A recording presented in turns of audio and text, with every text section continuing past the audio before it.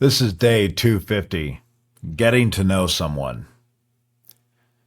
I had a conversation recently about getting to know people, really knowing them. It got me thinking, what does it actually take for one person to know another? Not just to be familiar with their job or hobbies, but to truly understand them on a deeper level. I've always believed that trust is foundational to any relationship, and I've boiled it down to a simple equation.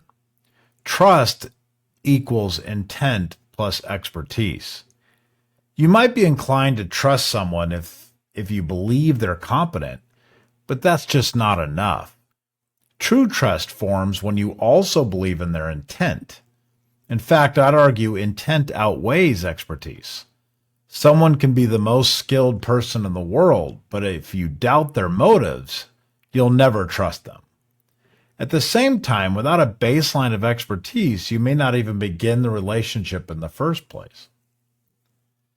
This equation works well in business, between a vendor and a customer, an investor and a founder, but it breaks down when we talk about deeper, more personal relationships, whether it's a marriage, a business partnership, or a close friendship. Knowing someone goes far beyond trust. So how do you actually get to know someone? I mean, really know them? Well, I came up with a couple of ideas. First, time and shared experience. There just simply are no shortcuts. Knowing someone requires time. It requires shared context. Moments of success, failure, joy, boredom, conflict. You need the quiet times and you need the storms. Vacations, late night talks, business struggles, unexpected detours. It's through these experiences that people reveal who they truly are.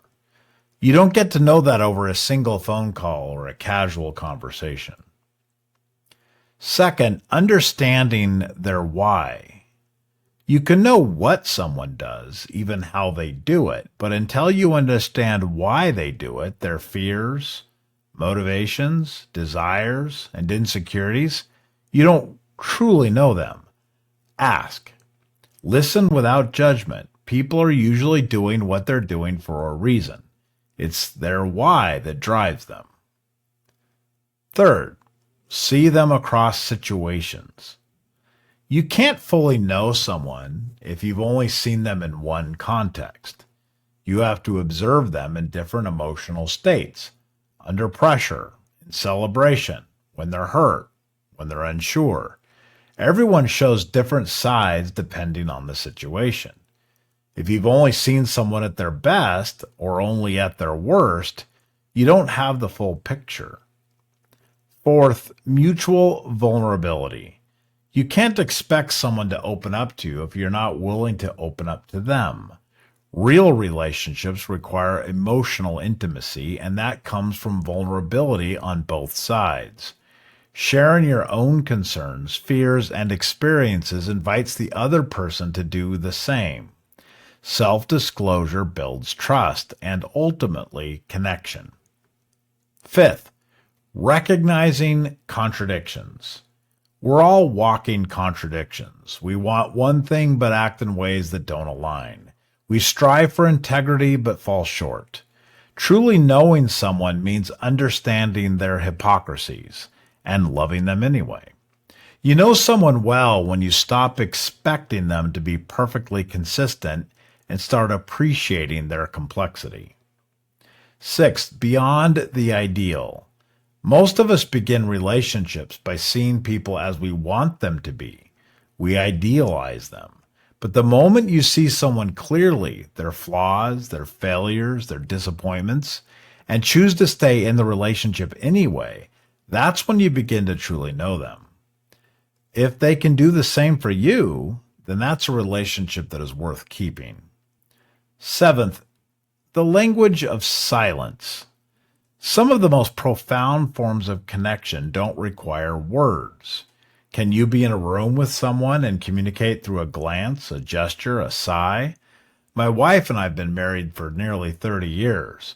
We can have entire conversations without speaking. That kind of understanding is the result of years of presence, attention, and love. So, how do you know someone? It's not a formula, it's not a checklist, it's not something you can speed up. It's a long, patient, sometimes difficult process. It's the sum total of experiences, of shared vulnerability, of watching someone move through the full spectrum of life and choosing again and again and again to stay connected. If you're lucky, you might build this kind of connection with a few people in your lifetime, maybe enough to count on one hand. And if you do so, I'd say you've lived a successful life.